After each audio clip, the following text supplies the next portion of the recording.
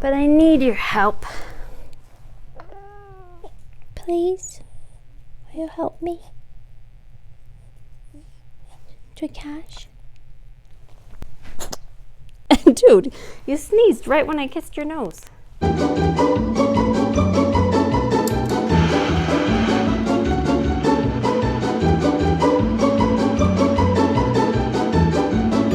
Hello, vintage neighbors. Welcome to the Vintage Girl Next Door. My name is Laci. Today we are nice and cozy by the fire. I've got my peppermint mocha and I am ready to talk about 1950s Christmas.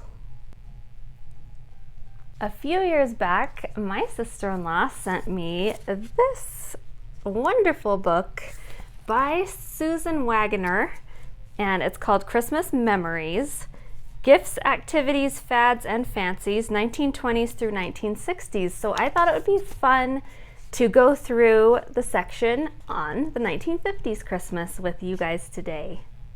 Hi. Come on over.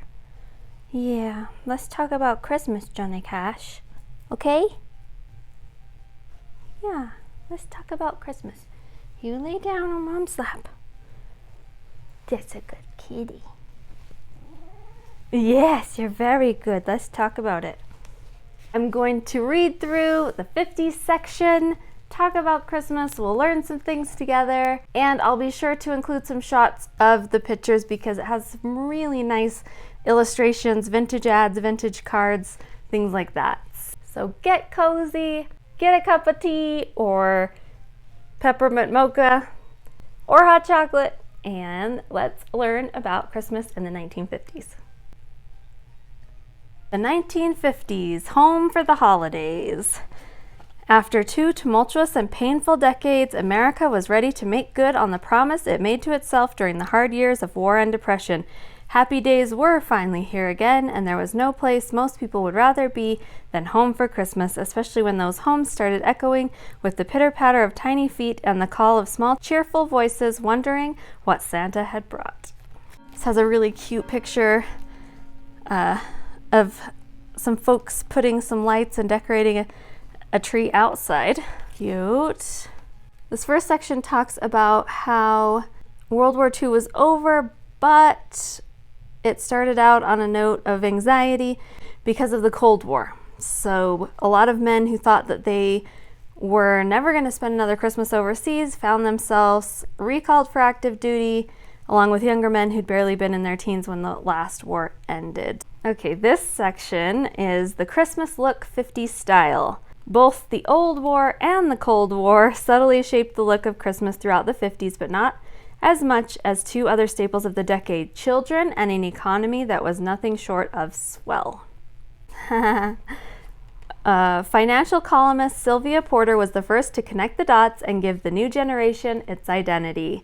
Take the 3,548,000 babies born in 1950, she wrote in 1951, bundle them into a batch, bounce them all over the beautiful land that is America. What do you get? Boom.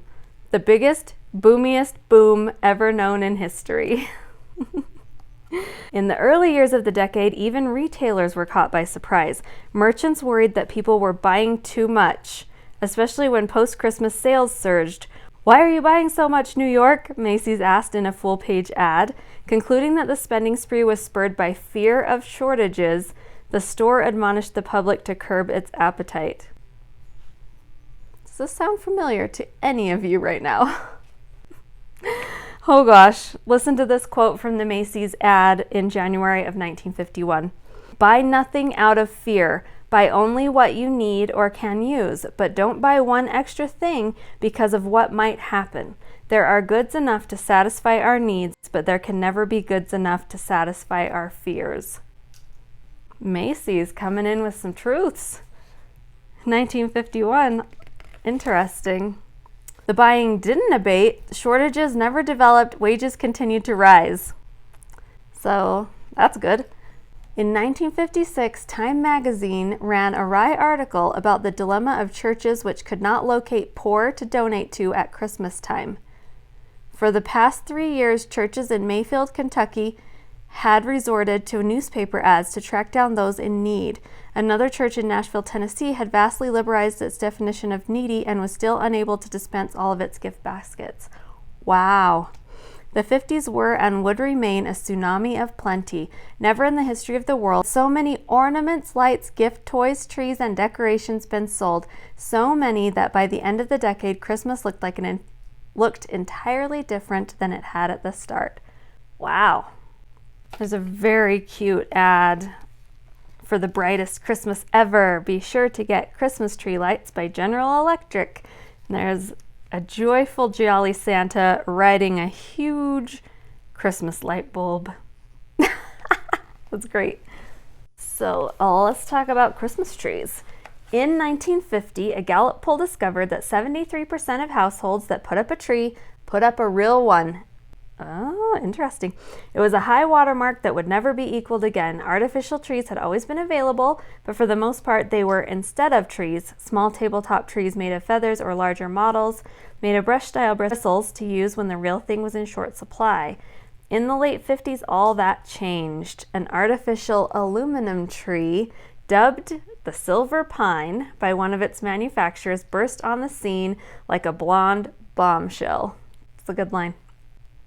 The aluminum tree was the Marilyn Monroe of Christmas trees, glamorous, alluring, and flaunting its artificial look like a tiara from Tiffany's. I love this. This is some good writing. Some featured branches with realistically spiked needles. Others had delicate tinsel-like needles. Still others were covered with what seemed to be like long, flirty eyelashes of curled metal. Although they came in a variety of colors, including gold, blue, red, green, pink, and blends of silver and other colors, by far the most popular color was plain silver. Side note, if I can ever find a pink aluminum tree, my 50s dreams will be realized and I will be complete. The pink tinsel tree is like my dream tree, you guys. I talked about this a little bit in my other video. Lights could not be used on the trees due to the danger of shock, so the finishing touch was a rotating color wheel that sat on the floor in front of a floodlight, bathing the tree in changing rainbow of shades. So it's talking about how with the creation of the suburbs, people had more room indoors and out, so they began to put up more than one tree. So they would have a tree in their living room, often a tree in the family room or the den, and outside in the yard, they would start to decorate those trees as well. Multiple trees were no longer for the White House.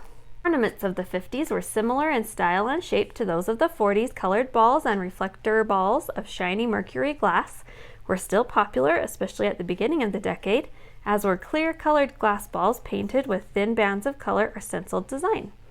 In the early part of the decade, the colors remained deep red, green, and gold, but as the decade wore on, the colors became the cool tones of the atomic age. Silver and platinum were favored over gold, and intense turquoise, ice white, lime, and even raspberry replaced traditional red and green. I do love a good raspberry or turquoise ornament. The lights had to offer something new as well. Strands of multicolor lights became less common in the second half of the decade, replaced by single color lights so that the tree could be decorated according to a precise color scheme. Interesting. Oh, hey, here we go. This might sound familiar. In keeping with the cool colors of the era, GE introduced lighted ice bulbs, spheres coated with glassy flakes that when lit sparkled like real ice crystals. Like my turquoise frosted lights. Love it. Flashing lights were also introduced at this time, along with the light that would become the signature light of the coming years, tiny fairy light. This is the cutest picture of this lady tying a bow around a kitten's neck, but he's getting a kitty for Christmas, and what better present could there be, I ask you. So it says, much was expected of the housewife of the 1950s. Unlike housewives of the past, odds were that she'd been to college, worked during the war, worked before her children were born, and possibly all three. Freed from the drudgery of housework by a legion of modern appliances, she was expected to train her formidable talents not on keeping house, but on creating it. As one magazine of the era put it, her house was to be an ornament to the neighborhood, especially at Christmas. Instead of ready-made decoration, the woman of the 50s was expected to create her own wreaths, mantelscapes, and centerpieces, all tailored to match the decor of her home. There are no 1 or 2 standard decorations from the 50s, but hordes of them. Handmade angels, driftwood painted white and dusted with silver glitter, large mirrors wrapped with red satin bows. Ooh, that's a good idea. I need to wrap those mirrors with some red bows. Modernistic gilded deer leaping across dining room tables. It was a formidable responsibility, and it's amazing how many women rose to the occasion. That's not amazing. We got this, ladies. Outside the house was Dad's province. During the 50s, more than 5 million acres of brush, potato fields, sandlots, and prairie were transformed into yards. Few suburbs had anything like a main street or a town square to decorate, so homeowners took matters into their own hands. It began with a few lights around the picture window or the evergreen in the side yard that seemed to be crying out for them. Then the smart aleck across the street showed off his athletic abilities by climbing a ladder and outlining his entire roof in lights, and the neighbor 2 houses down made a plywood Santa that all the kids were going nuts over. Now we're one-upping each other with our outside decorations. Is that what's happening?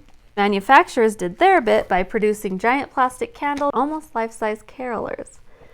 Before you knew it, local papers began running features about the best-lit extravaganzas. People drove by to look. Finally, competitions broke out all over the place to see who would become the light king of Blue Heaven Drive. That reminds me of The Grinch. I love that part. The live-action one with Jim Carrey, where they're trying to one-up each other with all the lights on their house. It's great. This is a fun quote. The secret of successful entertaining lies in providing your guests not only with good food and attractive surroundings, but also with an atmosphere of warmth and charm. Blanche Hall, The Art of Entertaining, 1952. See, this section is talking about gifts and greetings of the 50s. Christmas cards of the 50s used the same bright colors as the late 40s, but the subject matter was lighthearted and joyful.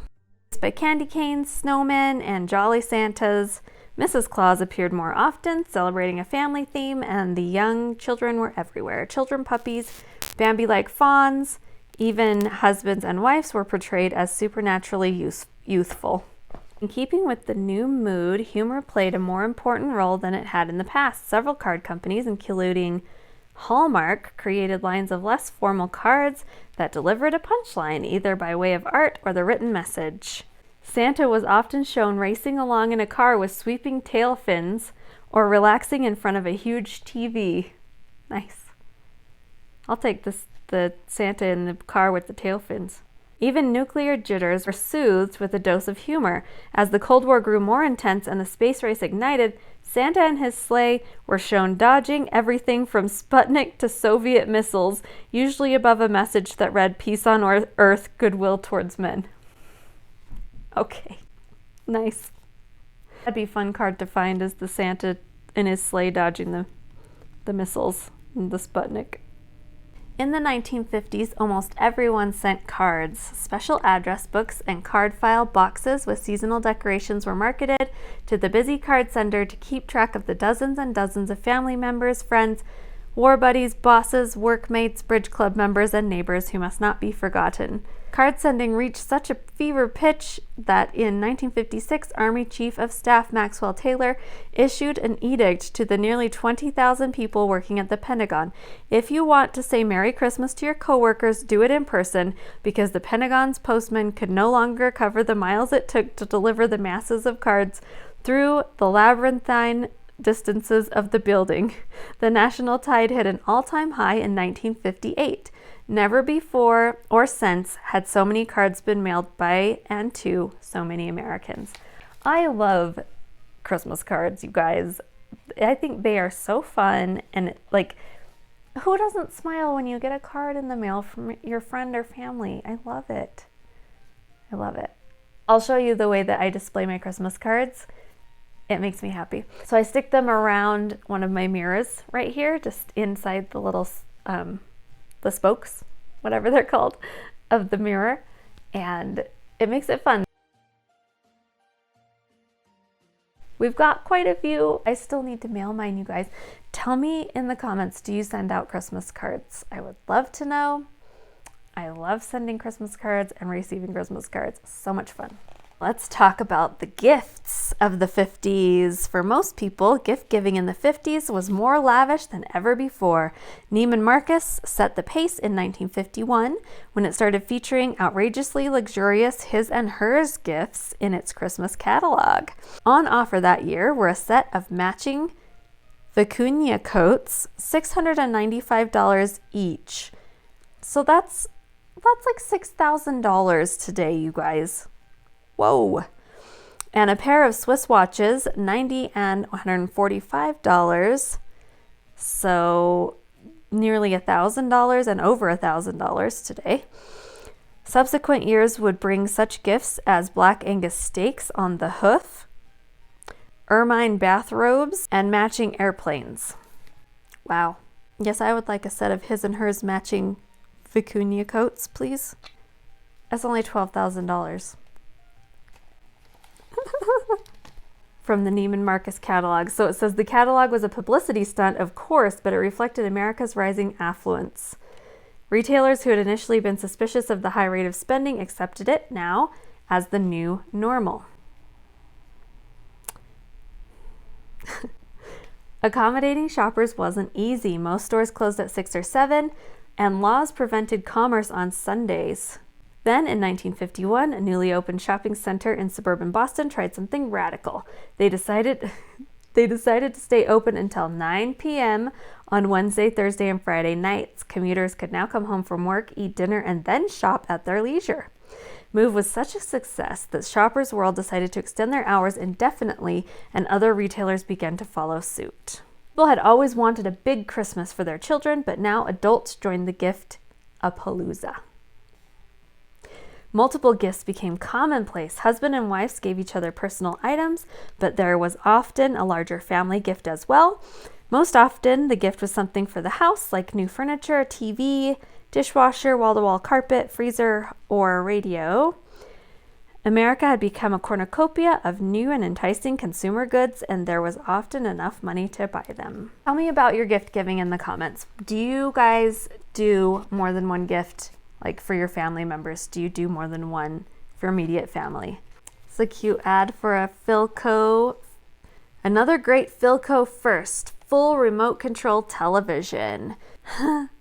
From across the room, you can turn the set on, select your channel, adjust the volume, adjust fine tuning, picture contrast, change stations, turn the set off. Wow.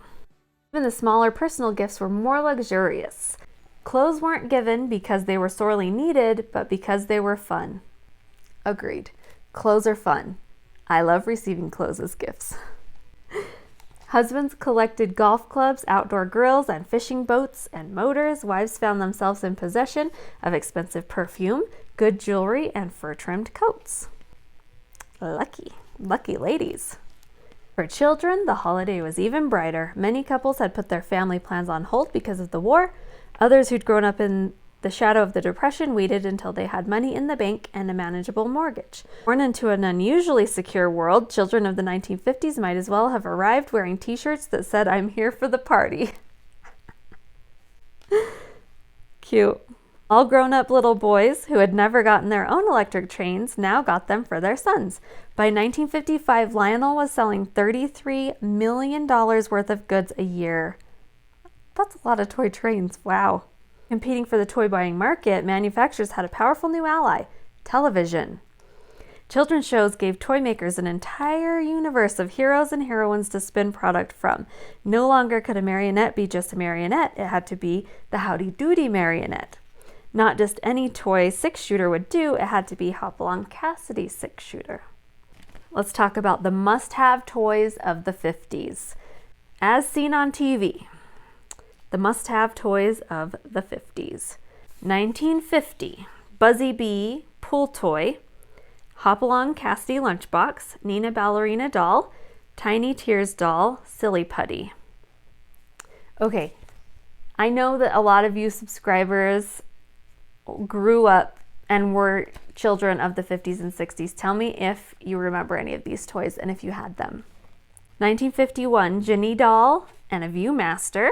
1952, Color Forms, Mr. Potato Head. I had a Mr. Potato Head. 1953, Gumby Winky Dink Magic TV Screen, Winnie Walker Doll. 1954, Mouseketeer Ears, Robert the Robot, Davy Crockett Coonskin Cap, Matchbox Cars. 1955, Woolly Willy and a Sissy Doll. 1956, Ant Farm, Miss Revlon Doll, Play-Doh, Yahtzee. 1957, Frisbee, Wheellow, and Jill Doll. 1958, Hula Hoop, Tony Doll, Pitiful Pearl Doll, Prehistoric Times playset. 1959, Little People, and Visible Man. Fun. There's a lot of fun vintage pictures in here. I will show you. This is talking about the cost of Christmas in the 1950s. Inflation was generally mild during the 1950s. What there was more than made up for by rising wages. An artificial tree with fireproof boughs, $5.95. So about $50 now. Nestle chocolate chips, 6-ounce bag, 19 cents, or about $2, $1.50, $2. Men's dress shirt, $2.89, so a little over $20. Women's dress shoes, $8 to $19. $60 to like $150. Refrigerator, Westinghouse refrigerator, $319 and up. So that's almost $3,000 now. 21-inch black and white TV, $99 or like about $900 now. Robert the Robot cost $5.98 or about $50. Wow. There's a cute ad for a Slinky toy.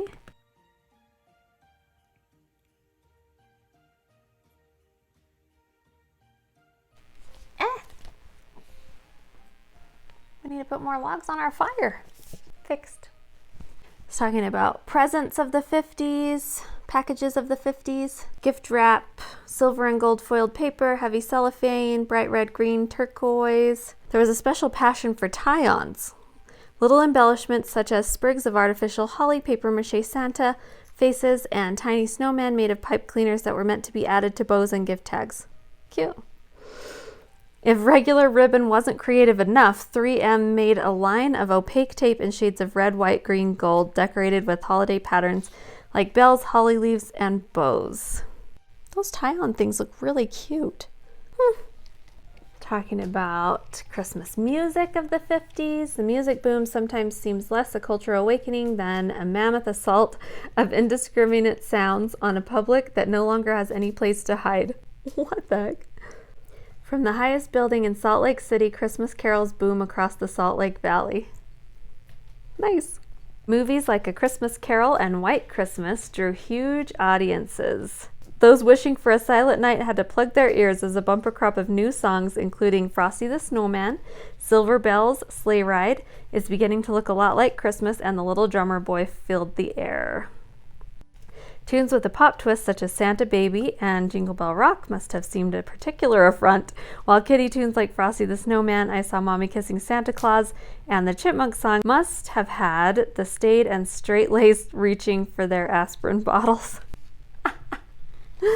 I love Christmas music. Also, White Christmas, side note, that is in my top 5 favorite movies of all time, not just Christmas movies, folks. I love White Christmas. So good.